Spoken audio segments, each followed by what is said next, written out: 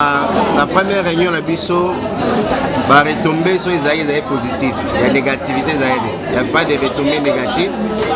Et puis, deuxième réunion, on ne peut pas dire que tu as un compromis, tu as un compromis. Troisième réunion, de se mettre juste d'accord dans la proposition autour la deuxième réunion. En fait, la première réunion, tu expliquais que tu famille. Famille basée, charge et ligne. Tu famille.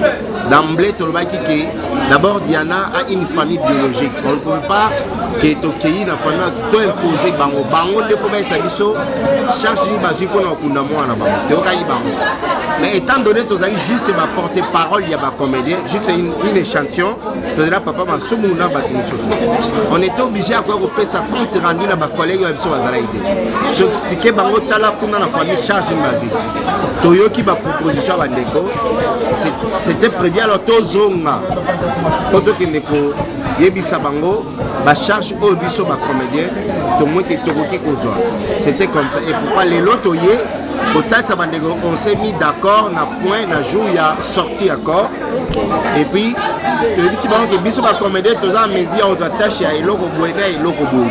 C'est ça. Donc Batouba Côte Samaboulou qui était la Kati, jusque-là la famille tout marchait très bien.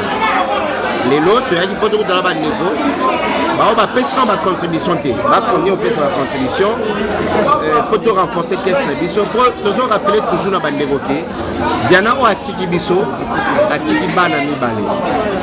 Et après, au Kunda Diana, bana va connaître au vivre.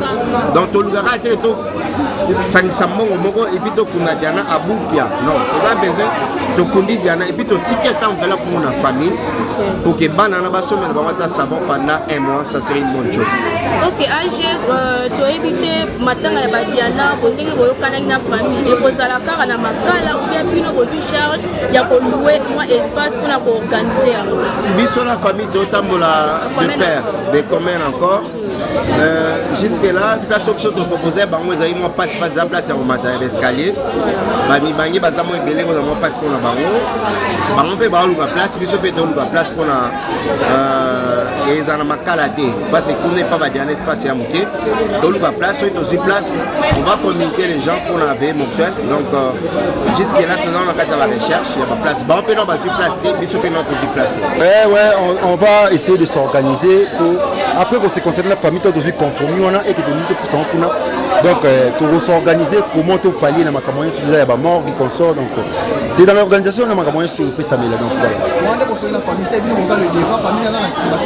non. Puisque on travaille en collaboration étroite avec la famille.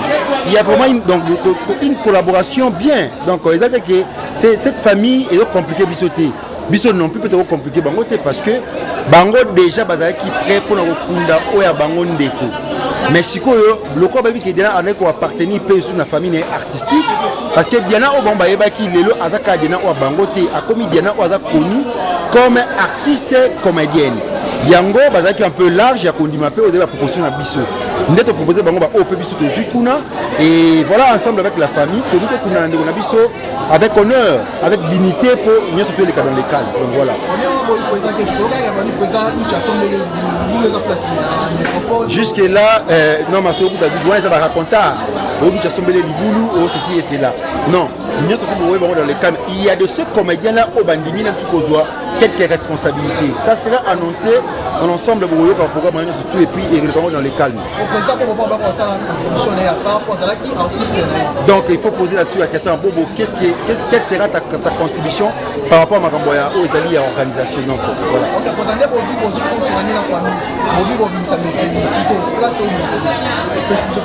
Voilà, on va vous annoncer cela parce que jusque-là, il y a encore le pourparler avec la famille.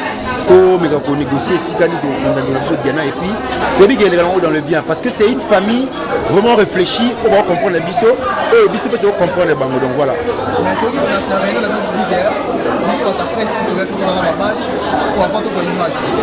On a signifié cela parce qu'il y a des comédiens journalistes qui signifient bien.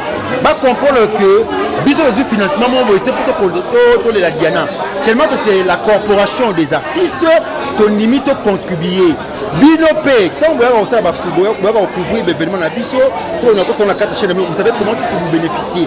Mais au moins, le roi de la comédie journaliste, Bango va revenir à Bango, va contribuer, va nous point de départ à Bango, avant d'entrer comme la presse, Bazaraka va comédien. Tout ça ne va pas contribuer au tout pour Bisso, un bon moment que tu as bis reloué et ça pour la comédien. Pour pas qu'il parce que tu remarques que le coin que tu écoutes dans un lieu, il y a une morgue, après tu retrouves dans le cimetière et comment on va comédien à compter. Tu dis sur ma caméra, c'est passé bon côté. Nous sommes organisés, tout le monde bus, et comme on a vu sorti dans lieu où tu as dit qu'on a vu ça. Mais ça par rapport au bus, nous sommes communiqués, nous sommes caméra, mais tu as la bus, nous sommes droit en quota, et petit la morgue, aussi moche, donc on fait signer. Tu peux si bino te biso to c'est pas bon nous la bus na bino, donc on va accompagner biso tina morgue. To c'est pas la bino ma casse parce que accompagnement na bino jusque là tu louango toujours. Tu louer pe na accompagnement na bino et tu sais que na bino bon louer pour la bus pour accompagner biso ti o ezali na morgue et puis cimetière. Voilà. Mercredi na famille, mercredi 22. Donc veillée mortuaire et vous allez mardi 21 et puis enterrement mercredi 22. C'était juste des déclarations, mais aujourd'hui compromis mon bien et puis pour évoluer un peu calmement. Merci beaucoup. Je t'en prie, merci.